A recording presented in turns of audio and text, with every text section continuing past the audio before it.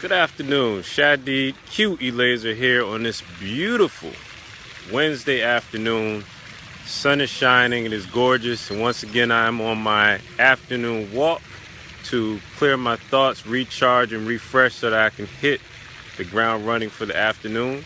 But I wanted to take this time to share some information on the Lunch and Learn session. So what we're going to cover today are top 4 features that you must have for your business, website, or blog.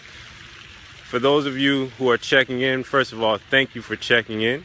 Make sure you hit subscribe at the bottom of this particular post so that you can receive late breaking updates whenever I go live.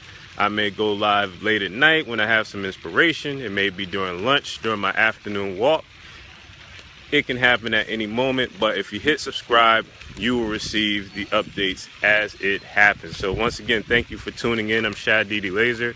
And as I mentioned, a question that I received from entrepreneurs and business owners and web designers as well, who are just starting out and maybe junior, mid-level, and in some cases senior level when we talk shop or discuss various features or just new ways of doing things, sharpening our swords, is what are the must-have features? What are the essential features in order to ensure that a website or a blog is effective?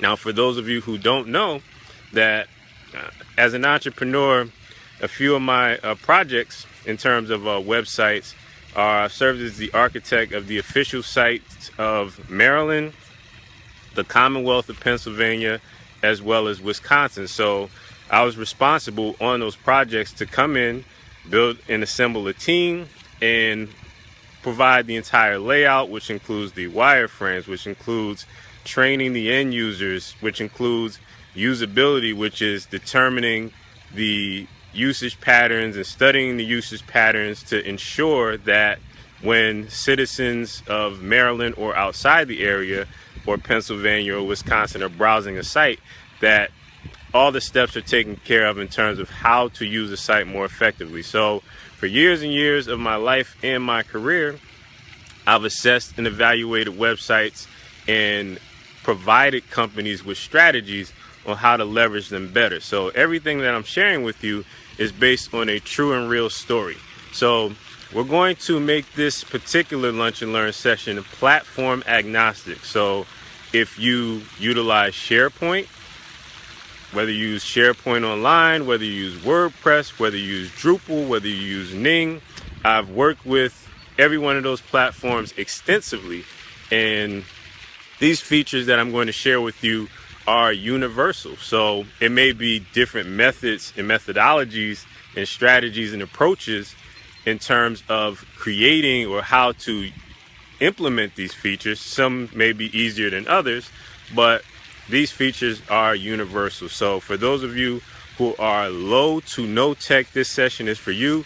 Now I want you to take these features and implement or lead a discussion with your web designer, your go-to web person, or your team to ensure that they're on board with these features. Just because they're an expert in one aspect in terms of maybe laying out the overall style or the layout, you name it, it does not mean that they've considered all of these features. So this particular topic is an intersection between, let's say, sales and marketing and traditional web design. Most web designers that you run into are not necessarily business owners or business savvy. They may just have that specific skill set in terms of, like I said, designing, coding, implementing from a web paradigm, but not necessarily the business layer, which includes capturing leads, which includes sales and sales pages and landing pages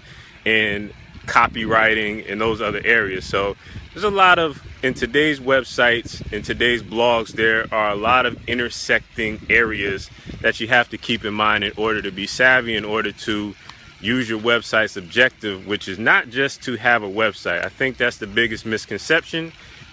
What you have to have is a machine which attracts clients automagically or on autopilot, which helps with the know, like, and trust factors in terms of credibility, which has some sort of call to action in terms of when you're on a page, these are the steps you need to take, or funnel the user into a particular decision point that you want them to make.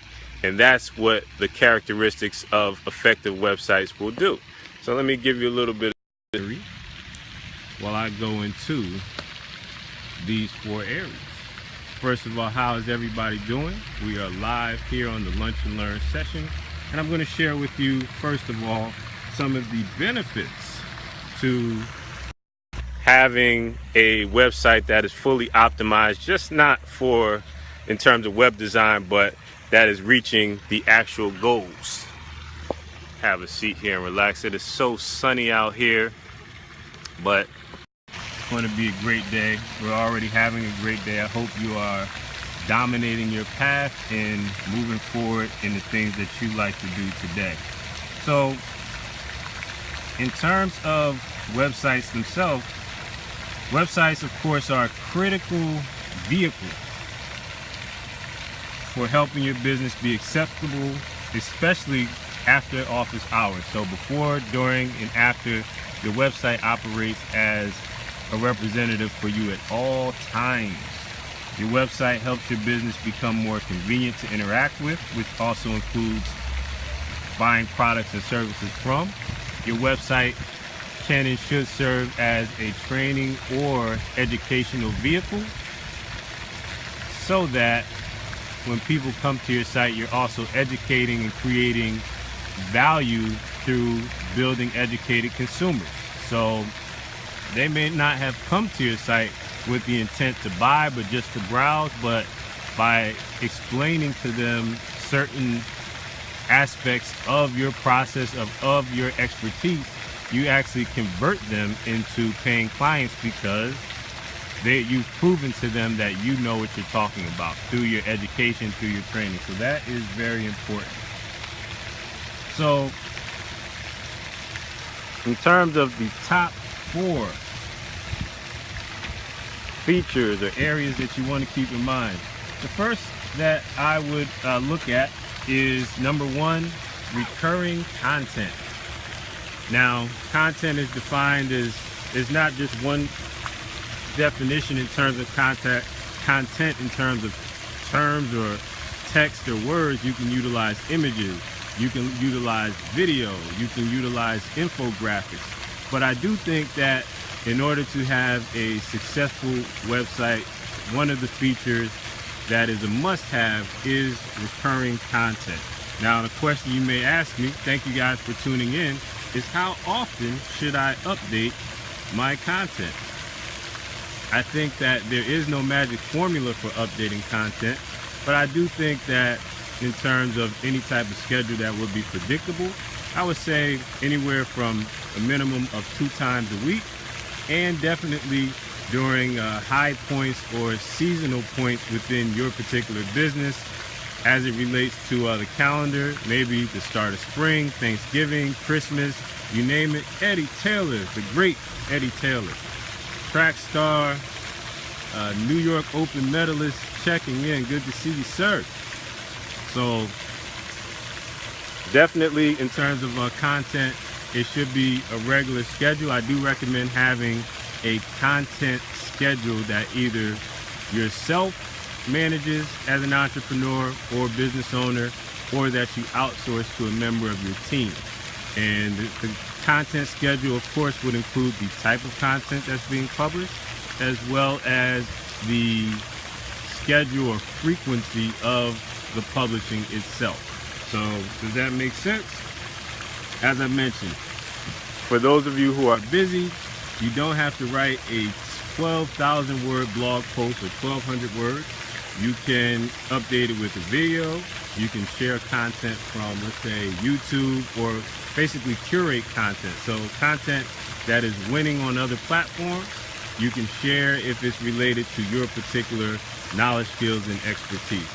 And you also have the option to utilize articles, blog posts, videos, audio content, and of course, images, as I've mentioned. So first thing would be recurring content as far as a much must-have feature or process for your business website or blog.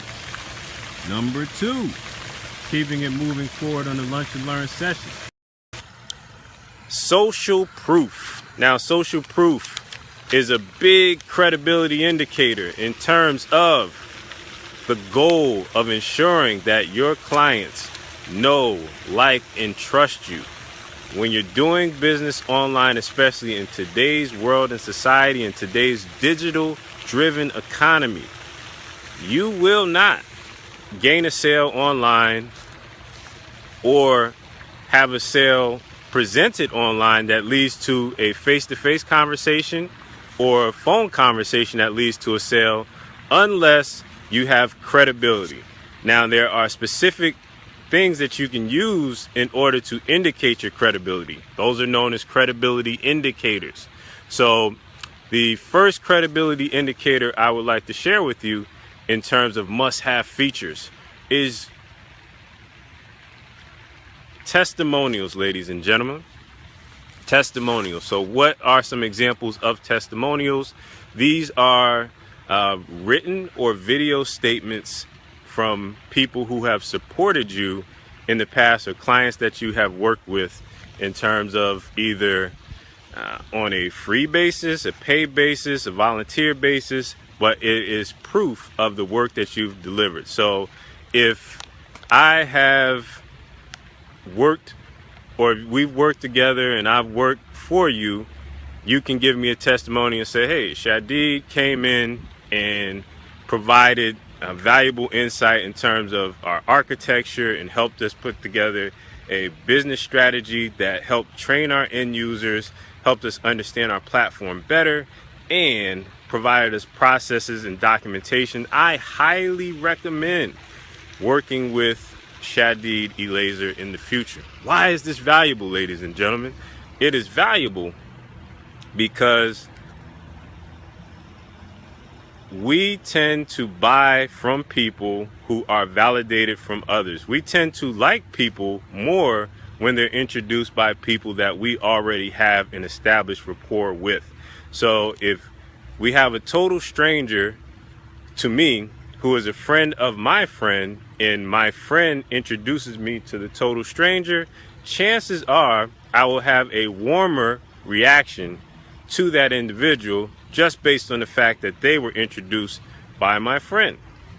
So that is very important to keep in mind in terms of your website. Keep in mind that when people view your website, they have no idea who you are in many cases, or they're evaluating you against other competitors. Love this weather, by the way. So you want to have testimonials. And as I mentioned, there's 2 different types of testimonials, video and written. Now, in terms of video testimonials, you do not have to go out and hire the camera crew who filmed Jurassic Park. You do not have to go find Steven Spielberg. You do not need CGI or claymation or any type of animation. Simply using your smartphone with video capability will enable you to record a video testimonial. And I do think that, as far as a bonus tip, that you should include your video testimonials or your overall testimonial ask or request within your overall process. So after the work is done, or even before you start the work, would you mind providing a testimonial for me to be included on my website? Very important stuff. Now, the second, or this is actually the third must-have feature, because we've already covered recurring content and we've covered testimonials. Number 3, because this will lead into a question that I'm often asked is, hey Shadid, what will happen if I do not have any clients? If I don't have any people who vouch for me yet? I'm just getting started in this field. I've worked in accounting for 22 years and now I want to start a fashion blog. What do I do in order to have testimonials if I don't have any working clients? Well, that's where endorsements come in, ladies and gentlemen. Endorsements are very important because, number one, you do not have to work with the person to get an endorsement. An endorsement is a validation based on reputation. So if you vouch for an individual's reputation or who they are as a person, and you support their product or service, or just them as an overall person, you are fully clear to give a endorsement for that person. So if I'm releasing a course and I have a colleague that knows about the course, maybe I've granted them access to it, and they go through the course and they like it, and they think it would be valuable to my target audience who I attempt to sell it to or to introduce them to it, then they can give an endorsement for me. Now, again, endorsements can be given through video, or endorsements can be given through the written or text or audio. You can have 3 different types of endorsement: audio, written, and video. So if you go to my site, mrshadid.com, mrshaddeed.com, you can take a look at the bottom of the page and see examples of endorsements as well as testimonials on the particular my website. At the very bottom, there's a video section or testimonials or partners. Take a look at that if you need any real world examples of endorsements and testimonials. So very important to establish credibility and indicate credibility within your business website or blog. Now, there's so many different features that are must-have, but I'm only sharing with you 4 because it's the time session, and I just want to give you some quick tips and give you some scenery as well. If you don't have the opportunity to get out of the office and just take a walk on this beautiful day, or if the place you are located in is not so beautiful today, just want to give you some sunshine, some positivity in order to help you clear your mind and also learn a few things as well. So the final must-have feature, ladies and gentlemen, this is a bit more advanced, but you can implement this. This is low tech, again, low tech. And if you are no tech at all, then you can bring these considerations to your web designer, your web developer, the person you've designated to help you along with your web goals. So the final must-have feature for your website or blog, thank you for tuning in, is case studies. What are case studies? Case studies are documented proof of the work you've performed for a company, an individual, organization. Case studies can be written, case studies can be video driven, case studies can be audio driven, such as a podcast episode. But the value of case studies for someone who is a potential client or customer of your business, of your products, of your services, is that it provides them with proof that you have been presented with a problem, that you've used a methodology based on your experience, and that you've solved that particular problem for that organization. So some key determinants in terms of how to set up case studies. Number one, I think case studies should be introduced in the beginning of the project, meaning you should have a discussion or send an email, and the email should be stated as such or phrased as such. Dear sir or ma'am, or point of contact or manager, fill in the name with that person's name. Would you mind if I included the work that we're going to perform in a written case study that I will prepare and that you have the right to approve to help me land more clients and business for my services? That's all it takes. Simple, to the point.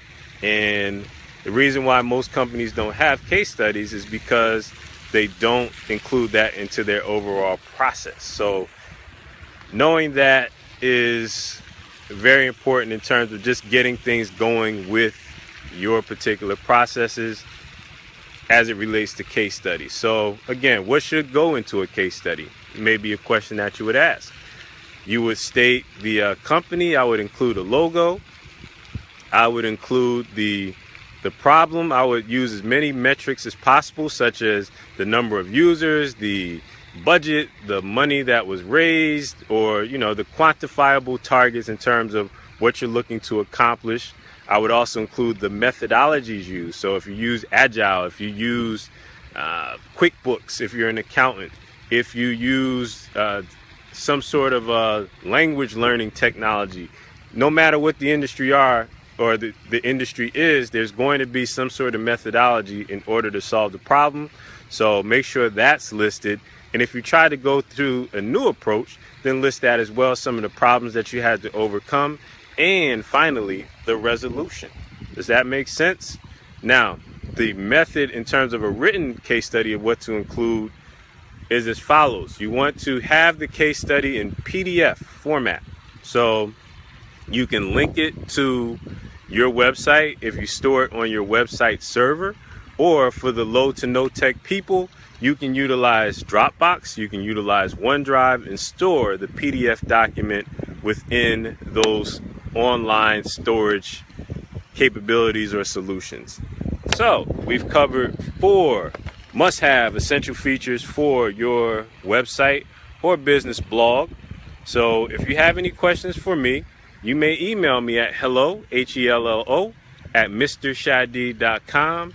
If you have any questions on how your website is performing, how your business blog is performing, or if you want to optimize and integrate those features that I've just mentioned, and there's several more that need to be featured within your website if you want to increase clients on autopilot, if you want to increase sales on your website, if you want to be listed as an authority from the moment that they view your site, and build a winning email list that will ensure that your clients know, like, and trust you, and that you're positioned as an expert. I will perform a full platform evaluation of your website and provide you with a written report and analysis in order to help you win based on my review of over 1,000 websites, including architecting the official websites of Maryland. That's maryland.gov.